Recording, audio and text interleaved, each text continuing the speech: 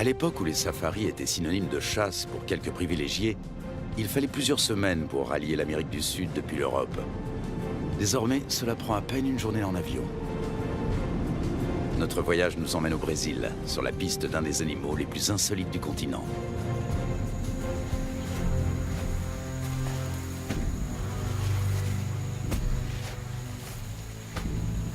Une créature qui semble venir d'une autre planète.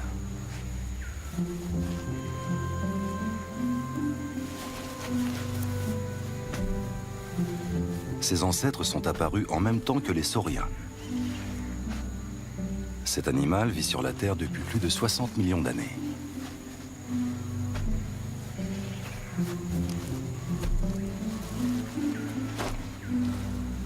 Son habitat, les savanes et les forêts du continent sud-américain.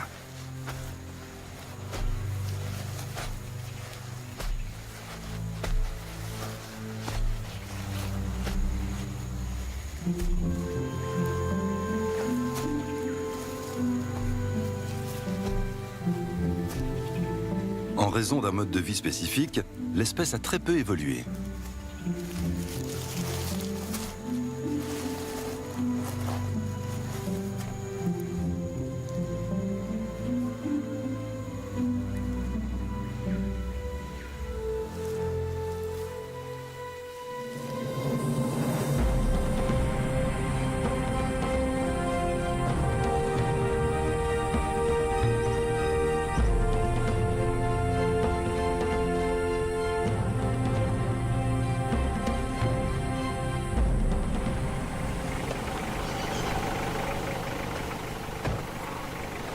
La biologiste Lydia Muklingoff s'est fixé un objectif ambitieux.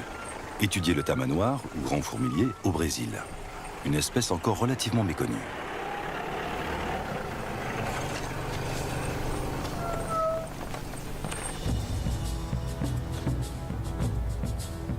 Seule certitude, elle est menacée et les tamanoirs sont de plus en plus difficiles à observer. Selon les premières estimations, leur population aurait décliné d'un tiers en 10 ans.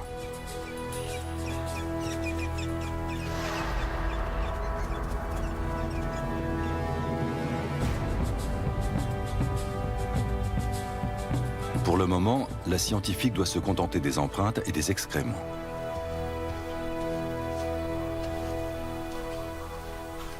Ces derniers pourraient d'ailleurs livrer des informations capitales.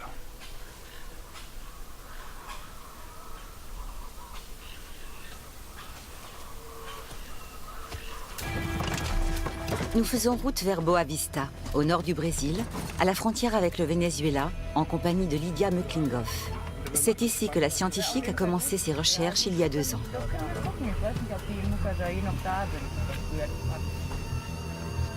Le temps d'installer la caméra, et c'est parti pour les savanes herbeuses que l'on appelle ici les lavrados.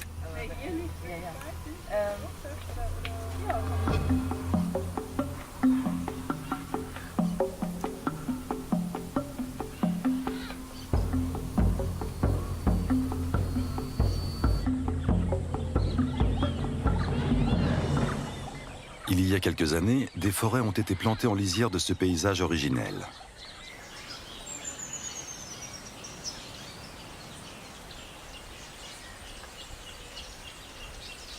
Au début, elles paraissaient désertes, mais bientôt les forestiers ont pu observer la présence de plus en plus fréquente de tamanoirs.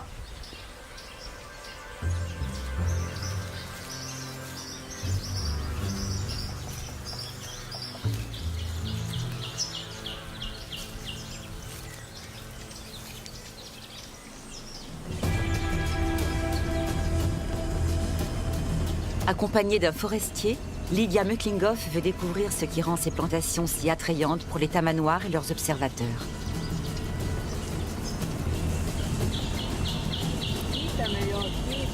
Ici, c'est mieux. La plantation est plus ouverte. On repère les tamanoirs plus facilement. Tôt le matin et l'après-midi, on les voit se balader et chercher des fourmis.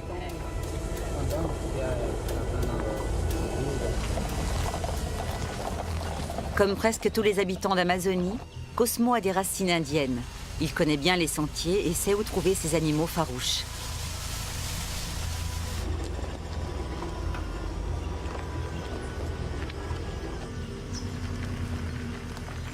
En voilà un.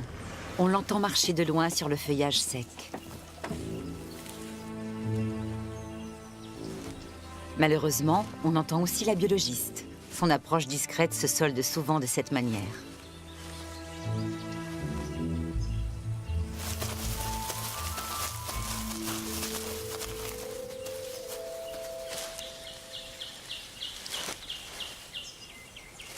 Lydia aurait besoin d'au moins 1 ou 2 photos pour pouvoir identifier l'animal.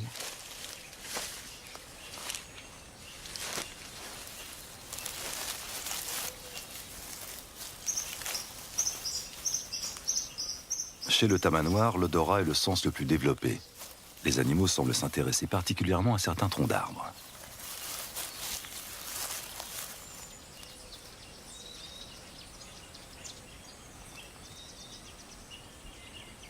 Ces profondes éraflures ont été infligées par des griffes très acérées. Sans doute un tamanoir qui marque ainsi son territoire. Couplées à des empreintes olfactives, ces griffures transmettent une information à leurs congénères. Sans doute la sommation de garder leur distance. Il y en a combien? 1, 2, 3. Encore une là? Une autre? Ça fait 6 en tout.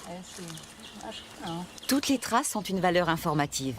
Lydia aimerait bien savoir combien de tamanoirs fréquentent la plantation.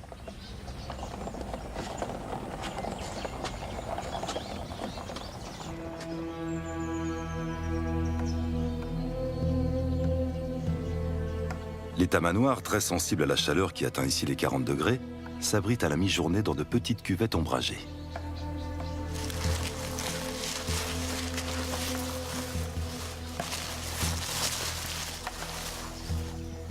Ils peuvent dormir jusqu'à 15 heures par jour et ne se réveillent que très lentement, selon un rituel immuable.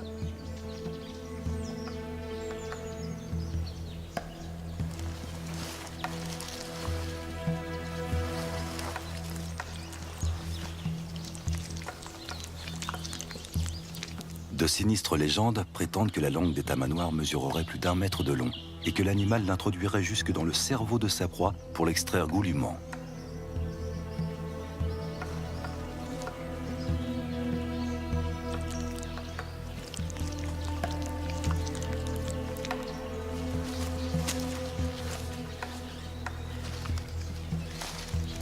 Ces fables lui ont donné mauvaise réputation.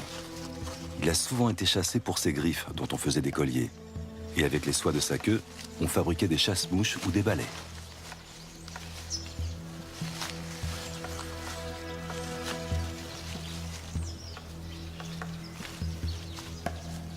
Les mœurs du tamanoir à l'état sauvage sont très peu connues. Secouer des branches à découvert pour se nourrir est plutôt inhabituel. Jusqu'à présent, on pensait qu'il se contentait de fouiller le sol. Ce comportement ne se rencontre probablement qu'ici, dans la plantation forestière.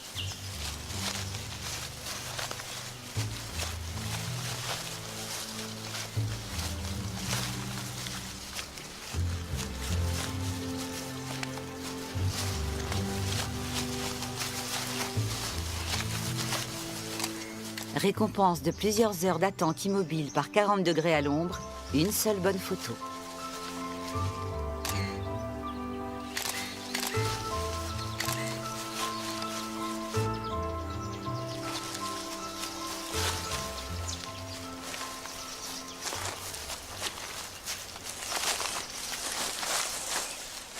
Seule piste concrète, des trous profonds laissés au pied d'un arbre.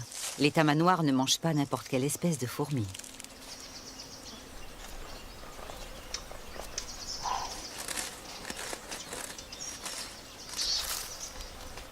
Celle-ci est sacrifiée pour la science. Il faudra l'observer au microscope pour déterminer à quelle espèce elle appartient.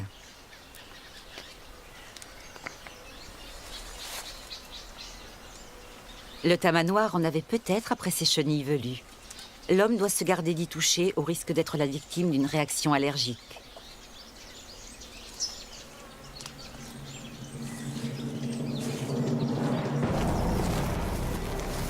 Nous quittons la forêt pour rejoindre la savane. Là-bas se trouvent des points d'eau où, avec de la chance, nous pourrons filmer un tamanoir en train de s'abreuver. Le nord du Brésil étant très proche de l'équateur, la chaleur y est intenable. Nous avançons face au vent pour que le tamanoir ne nous sente pas. Apparemment, il ne nous voit pas, alors que nous sommes à quelques mètres de lui.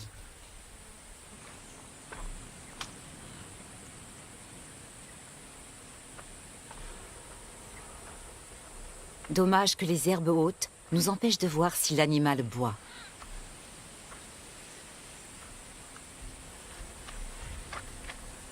C'est la première fois que nous approchons d'aussi près cette espèce emblématique d'Amérique du Sud.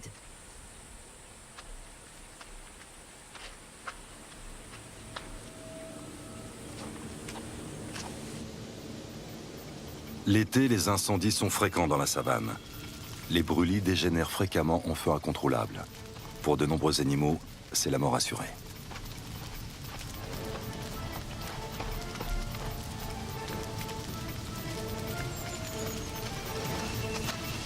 Les flammes se rapprochent. Paniqués et asphyxiés, les tamanoirs fuient désespérément. Une brève hésitation. Non, inutile de grimper à l'arbre.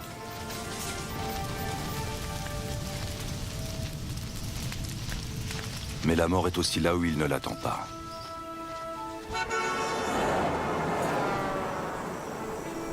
La route fait de nombreuses victimes chez les tamanoirs. Certains automobilistes s'amusent même à écraser exprès cet animal censé porter malheur.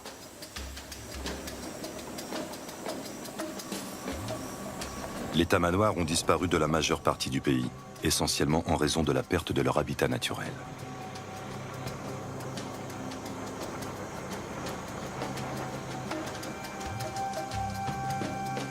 L'agriculture intensive, par l'utilisation massive de pesticides, tue les fourmis dont les tamanoirs sont friands. Quelques rats, les cigognes, dénichent des grenouilles et des escargots. Le grand fourmilier ne trouvera strictement rien.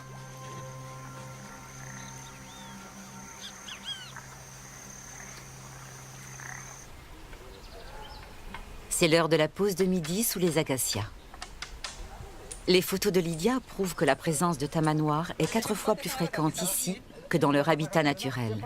Un des mystères que Lydia cherche à élucider.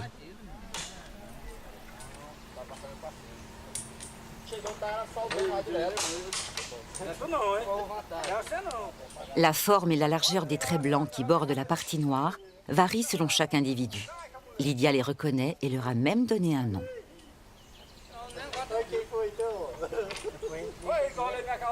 En voilà un avec un minuscule bébé. C'est mignon, non?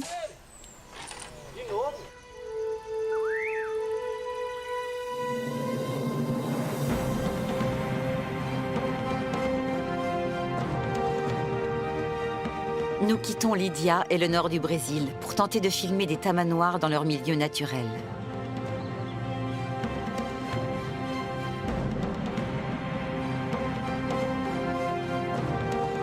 Notre destination, le Pantanal, à 3000 km au sud.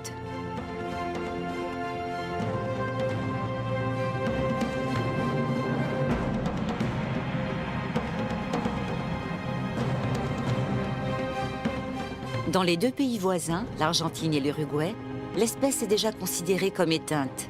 Mais cette plaine inondable du centre du Brésil pourrait encore en abriter quelques-uns. Les épaisses forêts traversées de rares routes hébergent aussi de grands félins, comme le puma et le jaguar.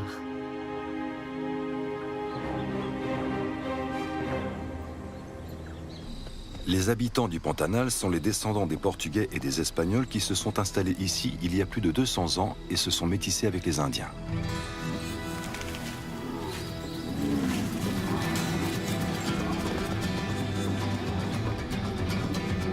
En général, les Pantaneros gagnent leur vie en gardant les troupeaux des immenses fermes, car nul ne manie aussi bien le lasso que ces hommes.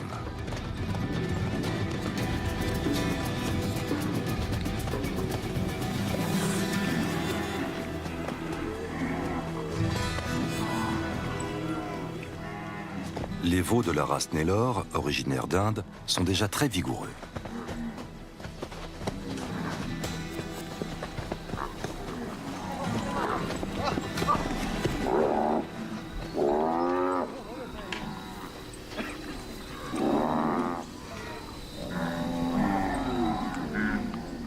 La bouse séchée des vaches regorge de fourmis en train de transporter leurs larves.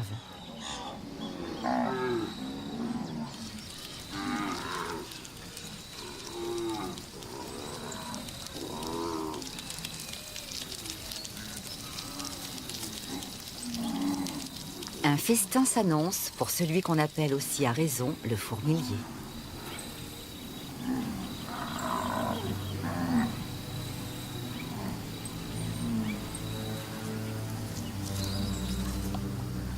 Contrairement à ce qu'on pense, les fourmis ne sont pas aspirées, mais restent simplement collées à la langue visqueuse.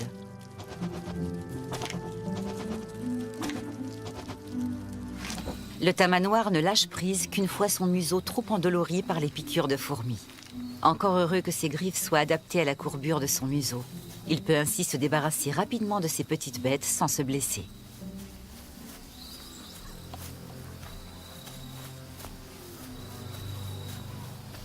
Ses griffes acérées lui servent aussi à se défendre contre de plus gros animaux. Lorsqu'ils sont attaqués, les tamanoirs se dressent sur leurs pattes arrière et ripostent énergiquement.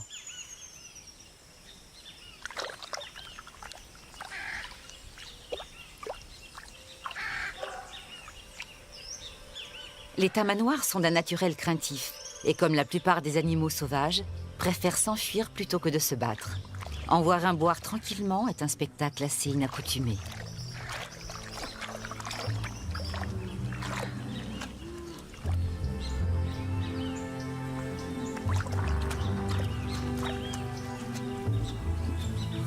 Les pâturages recèlent un autre danger.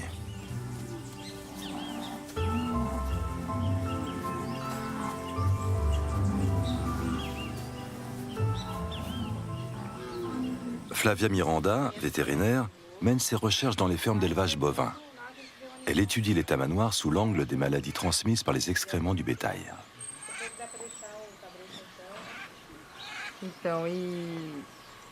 Vous croyez qu'on verra plus de tamanoirs maintenant ou plus tard dans l'après-midi? Le matin, c'est rare, plutôt l'après-midi. Flavia Miranda souhaite capturer un tamanoir et a fait appel aux pantaneros. Il est 3 heures, il vaut mieux attendre. Plus tard, on en verra plus.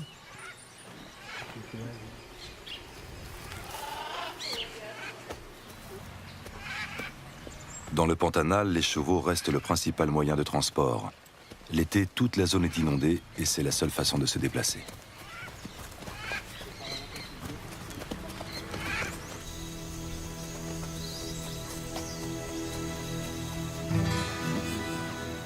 Si un tamanoir se promène quelque part, il n'échappera pas à la vue perçante des cow-boys brésiliens. Cette capture est une bonne occasion pour les pantaneros de montrer leur adresse au lasso.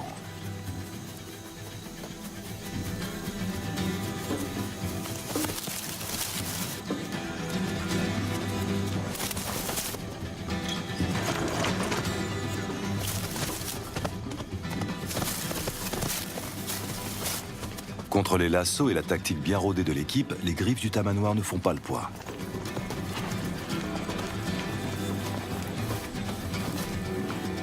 Plus vite l'animal sera endormi, moins il subira de stress.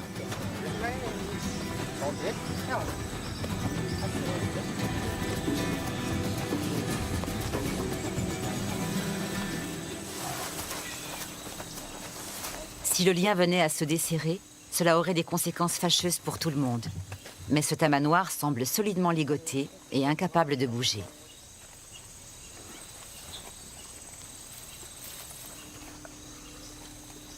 L'anesthésiant fait son effet rapidement et sans souffrance pour l'animal. Celui-ci, endormi, est posé sur une bâche en plastique. Flavia se met aussitôt au travail.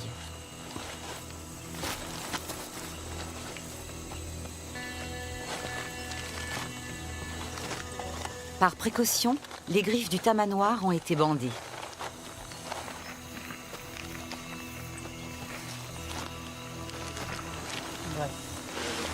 Ce tamanoir pèse 26 kilos. Il peut encore prendre du poids. Dans les zoos, les plus gros spécimens peuvent atteindre 30 kilos.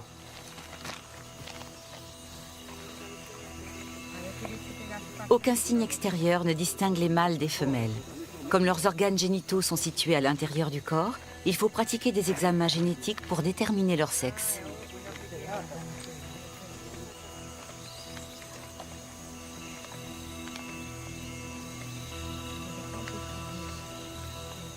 L'analyse sanguine le dira. Elle dira aussi si l'animal est infecté par une quelconque maladie.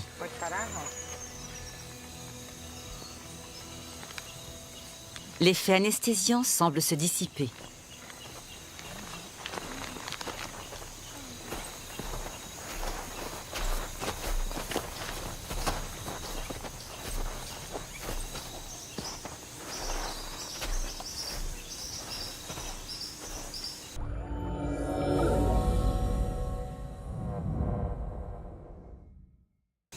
L'animal mettra encore un certain temps à sortir complètement de sa léthargie.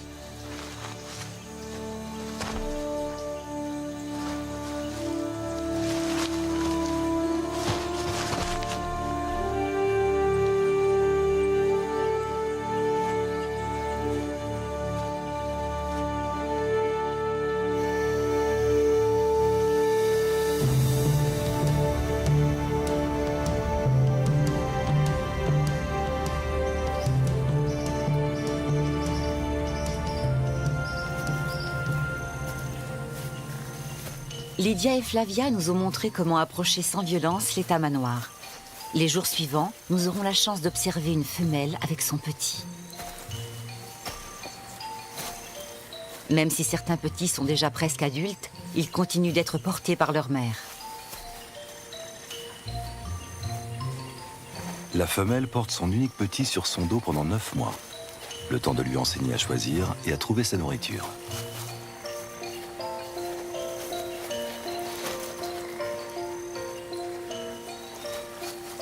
Un tamanoir adulte consomme 30 000 fourmis ou termites par jour.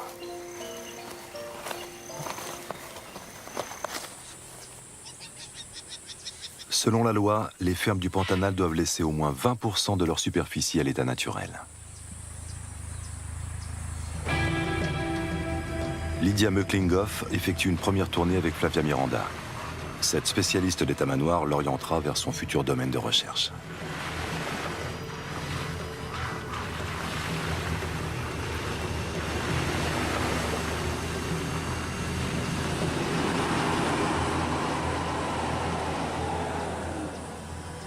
Regarde, un tamandua. Ah oui,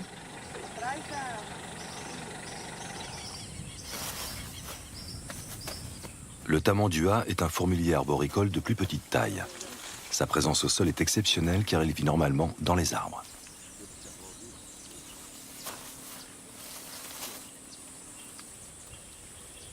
Et là-haut, il y a un tatou. où ça? Là, derrière. Ah oui, je le vois. Les tatous ont longtemps été apparentés aux tortues. Ils appartiennent en réalité à l'ordre des mammifères et sont cousins des fourmiliers et des paresseux.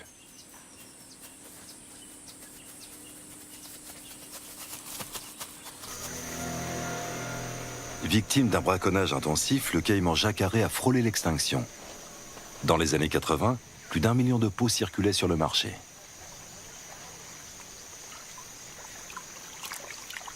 Aujourd'hui que le braconnage est endigué, on croise ces grands reptiles presque à chaque pas.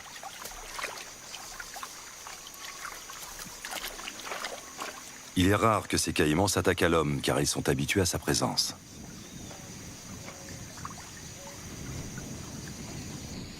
La cogne hernandais est une espèce typique du sud du Pantanal. C'est ici qu'en automne, la prochaine génération de tamanoirs viendra au monde. Le petit sur le dos de la femelle est âgé d'à peine 3 semaines. Les petits naissent avec une fourrure et des griffes, comme un adulte en miniature. Peu après sa naissance, il grimpe sur le dos de sa mère et n'en descendra quasiment plus pendant 9 mois.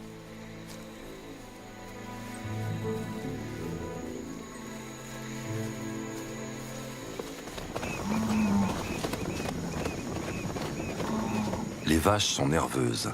Un fauve rôderait-il dans les parages ?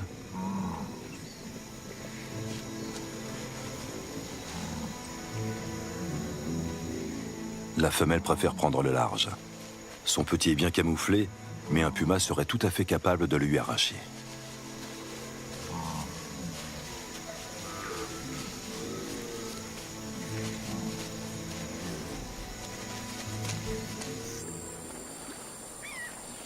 Le Nandou habite l'Amérique du Sud depuis presque aussi longtemps que le tamanoir. Des fossiles nous ont appris que ses ancêtres y vivaient déjà il y a plus de 55 millions d'années.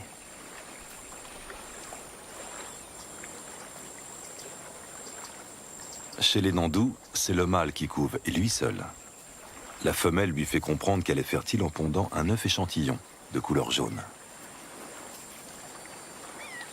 Cet œuf non fécondé ne sera pas perdu pour tout le monde.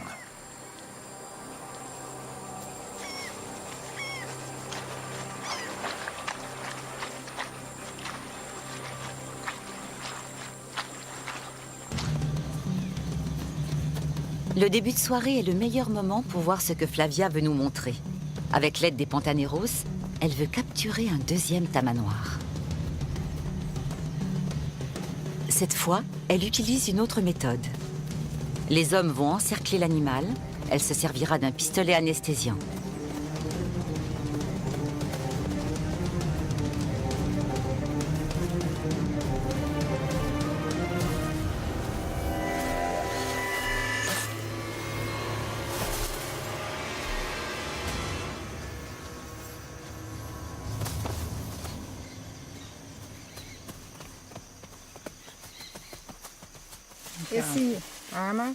C'est un pistolet qui contient une seringue avec une dose d'anesthésiant.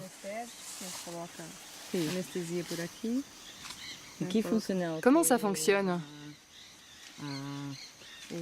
La seringue, Oui, comment ça marche? une fois que la seringue a atteint sa cible, l'orifice s'ouvre et la matière active est injectée dans le corps de l'animal.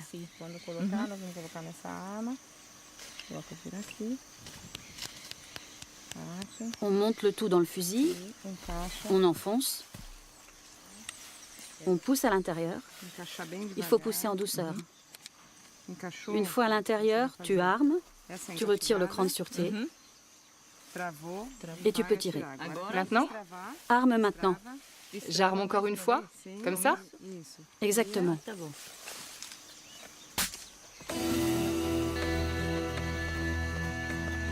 C'est notre dernière soirée avec Flavia. Demain, Lydia reprendra l'avion pour démarrer son propre programme de recherche sur le territoire que les grands fourmiliers partagent avec les pumas et les jaguars.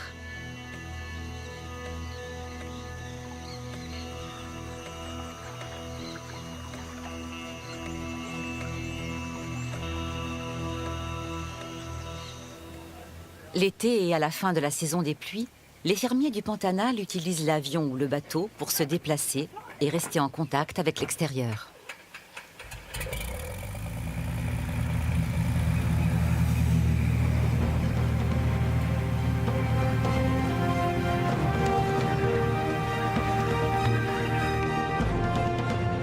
Lucas Leutzinger est pilote et biologiste, mais il est avant tout fermier et doit prendre l'avion pour atteindre son exploitation située au cœur des marécages. Les lacs salés qui les entourent sont caractéristiques de la région du Nécolandia.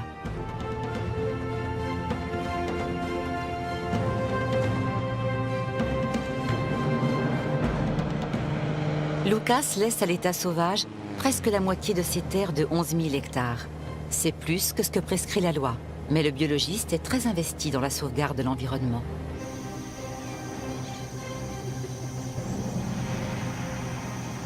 Avant l'atterrissage, on chasse un visiteur indésirable. Ici, les règles ne sont pas les mêmes que dans un aérodrome normal.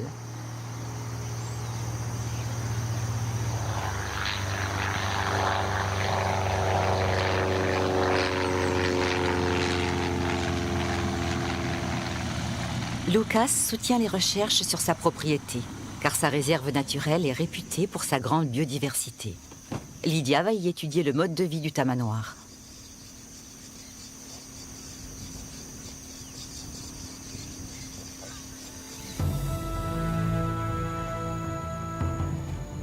Capybara et caïman cohabitent depuis toujours dans le Pantanal.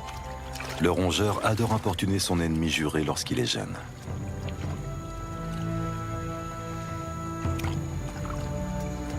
La spatule rosée est une espèce rare.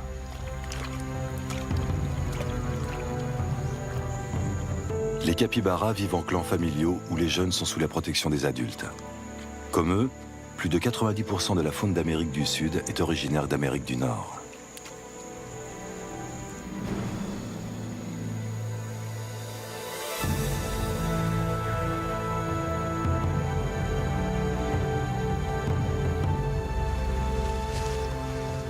Sur la ferme de Lucas le Tinger, le majestueux jaguar trouve des proies suffisantes et n'a pas besoin de s'en prendre au bétail.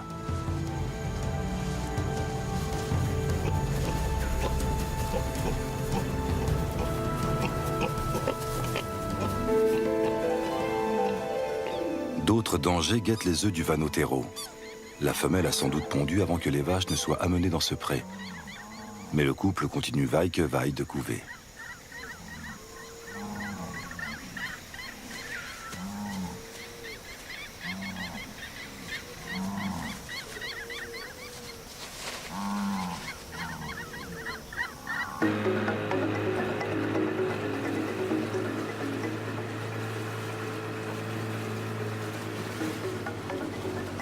Lucas a souvent aperçu des tamanoirs en train de se baigner dans le Rio Negro voisin. En pleine saison sèche, l'eau reste très profonde et de nombreux caïmans sont couchés sur les berges.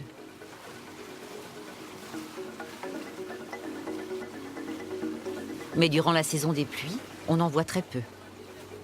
La forêt est alors inondée sur des kilomètres et les caïmans sont plus dispersés.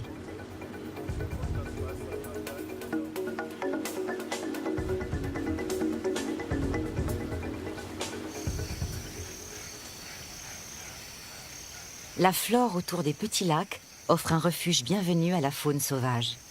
Ici, même les très rares chiens des buissons ont réussi à survivre.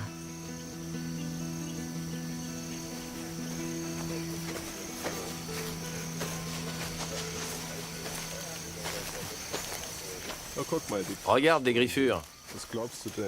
À ton avis, qui a pu faire ça? Pas des tamanoirs. Elles sont trop étroites. Peut-être un jaguar ou un puma. Je penche pour le jaguar. Je me fie à la taille, à la profondeur et à la largeur. C'est un grand félin qui doit arriver à cette hauteur. Oui. Oui. Oui, c'est juste. D'après les traces, il n'y a pas que les vaches laitières de Lucas qui empruntent les chemins sablonneux des îlots forestiers. Ce sont les singes hurleurs qui annoncent en général la venue d'un intrus.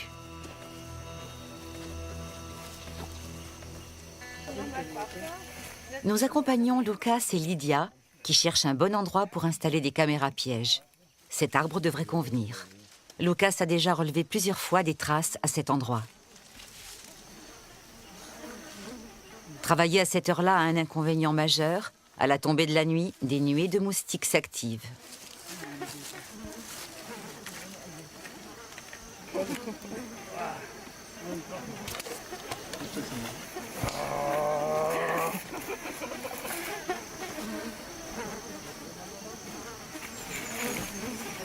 Tu l'as? Oui.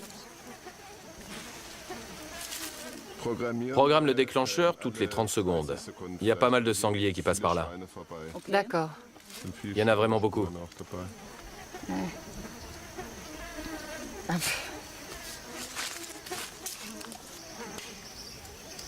La première caméra piège est en place.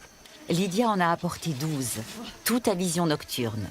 En photographiant tout ce qui se passera à leur portée, ces caméras feront la lumière sur la vie dans ces îlots forestiers.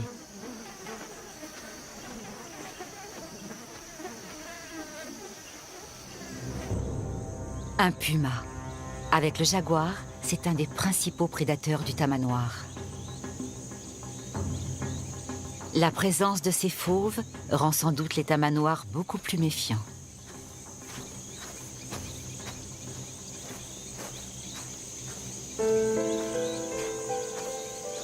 Les couleurs claires et les manches longues devraient éloigner un peu les moustiques.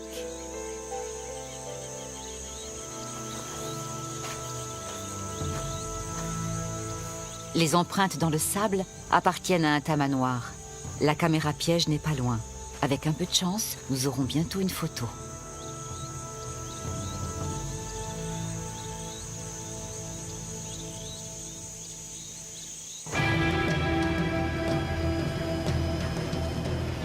Lydia va installer en tout 100 pièges photographiques, selon un quadrillage déterminé.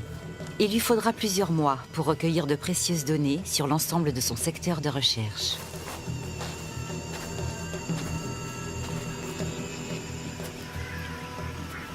Outre les pumas, quelques jaguars sont en maraude dans les pâturages.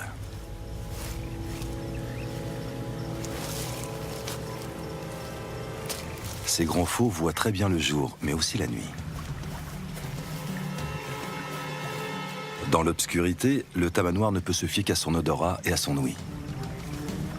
Mais le jaguar est réputé pour sa démarche silencieuse et sa rapidité.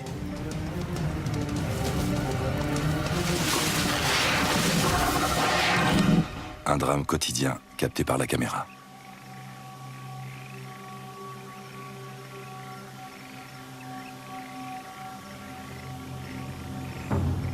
La nuit, le projecteur éclaire d'autres espèces rarement observées, même par les habitants de la région.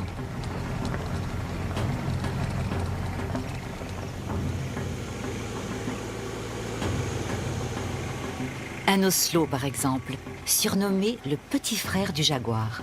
Ce magnifique félin a le même menu que ce couple de renards crabiers. Souris, crabes et autres petits animaux.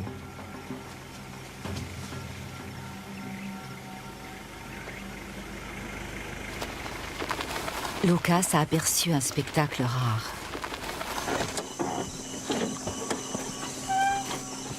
On dirait un tamanoir. Ce n'est pas un tamanoir, mais deux. Et lorsque deux solitaires en quête de nourriture se croisent, il y a du grabuge.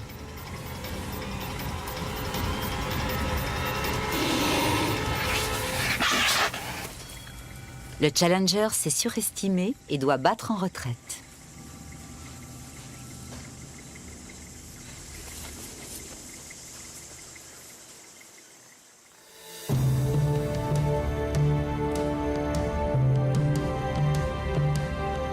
L'hiver dans le Pantanal, les nuits se font plus fraîches.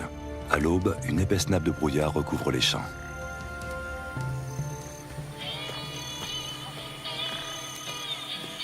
Tous les matins, les pantaneros rassemblent les chevaux avant le lever du soleil.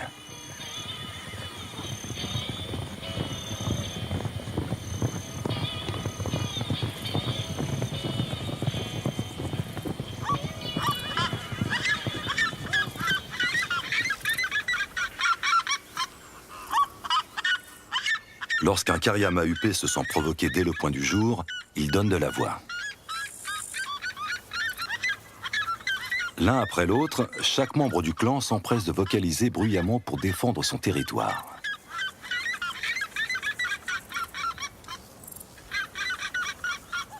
Les pécarés à lèvres blanches ne se laissent pas impressionner par ces cris d'oiseaux. Ils se déplacent en groupes de taille moyenne et, comme les sangliers d'Europe, peuvent être agressifs lorsqu'ils ont des petits. En voiture, en bateau ou à cheval, Lydia Muklingoff a disposé des caméras pièges dans les zones les plus reculées de son secteur de recherche pour percer les secrets des tamanoirs.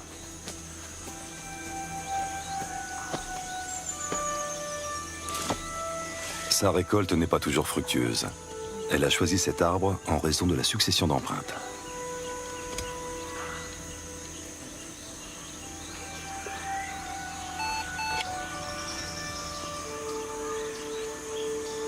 Que vont montrer les clichés?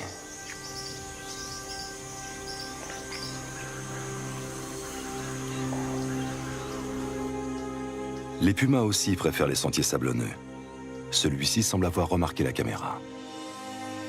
Le jaguar, lui, n'y accorde pas la moindre attention.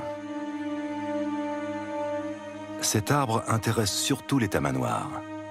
Chacun des deux individus paraît conscient de se trouver dans un territoire qui n'est pas le sien. Seul celui-là se comporte comme s'il était chez lui. Ces images confirment l'hypothèse de la biologiste selon laquelle les tamanoirs laissent des messages à leurs congénères en griffant les arbres.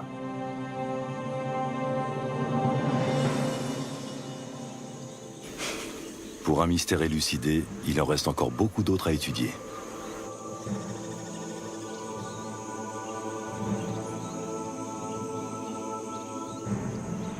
La longue langue visqueuse du tamanoir n'est pas sa seule arme. Ses pattes antérieures sont équipées de griffes puissantes, les griffes de la mort, qui lui valent sa mauvaise réputation. Ses ancêtres parcouraient déjà les savanes et les forêts d'Amérique du Sud il y a 60 millions d'années.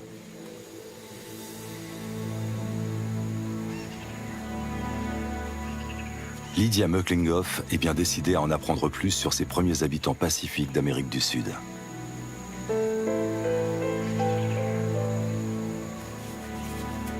Espérons que la science nous apprendra ce dont cet animal a besoin pour ne pas disparaître à tout jamais de la Terre qu'il occupe depuis si longtemps.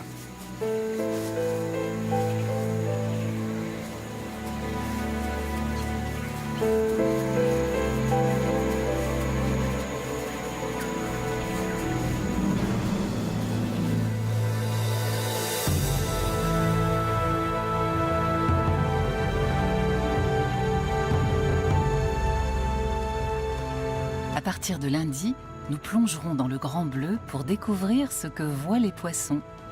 Mais pour l'heure, place à l'information internationale avec Arte Journal.